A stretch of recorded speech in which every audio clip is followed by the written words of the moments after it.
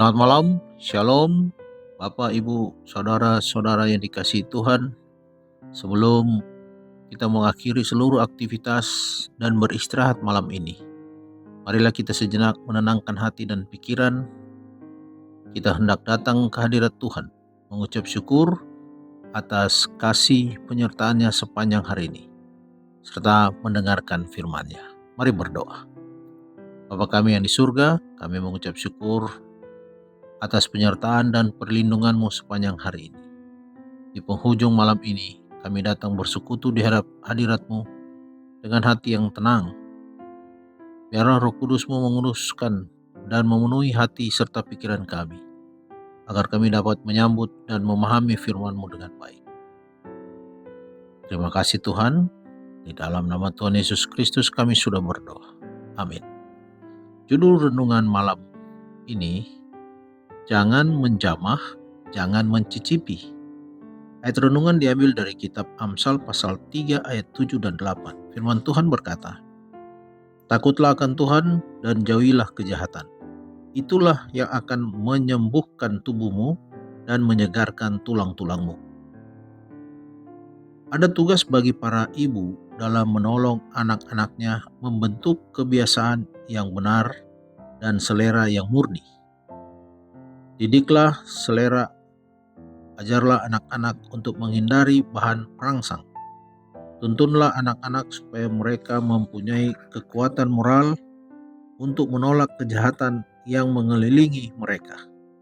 Ajarlah mereka supaya tidak digoyahkan orang lain, agar mereka tidak menyerah pada pengaruh-pengaruh yang kuat sekalipun, tetapi agar mempengaruhi orang lain demi kebaikan. Upaya yang besar dibuat untuk menekan ketidakbertarakan, tetapi banyak usaha yang tidak diarahkan pada sasaran yang benar. Pembelaan terhadap reformasi pertarakan harus disadarkan terhadap kejahatan yang diakibatkan oleh penggunaan makanan yang tidak menyehatkan, bumbu-bumbu masak, teh dan kopi. Kita mengharap agar semua pekerja di bidang pertarakan berhasil, tetapi kami mengundang mereka untuk melihat lebih dalam kepada penyebab kejahatan yang mereka perangi itu dan memastikan bahwa mereka sendiri tetap setia dalam reformasi itu. Haruslah dipaparkan di hadapan orang banyak bahwa keseimbangan antara kemampuan mental dan moral tergantung pada kondisi yang baik dari tubuh itu seluruhnya. Semua bahan penenang dan bahan perangsang tidak alami yang melemahkan dan merendahkan keadaan tubuh cenderung menurunkan kesehatan intelek dan moral. Ketidakbertarakan terletak pada dasar kemerosotan moral dunia ini. Dengan pemanjaan selera yang menyimpang, manusia kehilangan kuasa untuk menolak godaan. Para pembaru pertarakan mempunyai satu tugas untuk melakukan dalam mendidik orang-orang banyak di bidang ini. Ajarkanlah kepada mereka bahwa kesehatan, tabiat, bahkan kehidupan terancam bahaya karena penggunaan bahan perangsang yang merangsang tenaga untuk tindakan yang abnormal. Sehubungan dengan teh, kopi, tembakau, dan minuman keras, cara paling aman ialah jangan menjamahnya, jangan mencicipi, dan jangan mengerjakannya. Kecenderungan dari teh, kopi, dan minuman sejenis sama tujuannya dengan minuman beralkohol dan tembakau. Dan dalam beberapa kasus, kebiasaan itu sulit dipatahkan, seperti halnya seorang pemabuk meninggalkan minuman keras.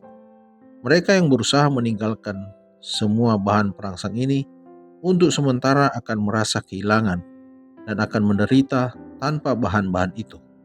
Tetapi dengan ketekunan mereka akan mengalahkan keinginan itu dan berhenti merasakan kekurangan tersebut.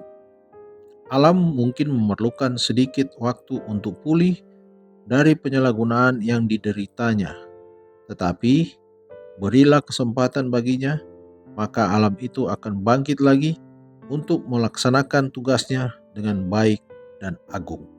Dikutip dari buku Seri Membina Keluarga Jilid 4, halaman 302 sampai 304. Mari berdoa.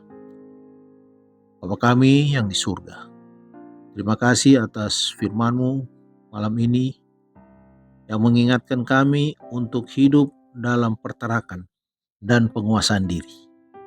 Ajar kami untuk tegas berkata tidak, untuk tidak menjamah, tidak mencicipi, dan tidak memberi celah sedikit pun pada godaan serta hal-hal yang dapat merusak hubungan kami denganmu maupun mengotori tubuh serta pikiran kami.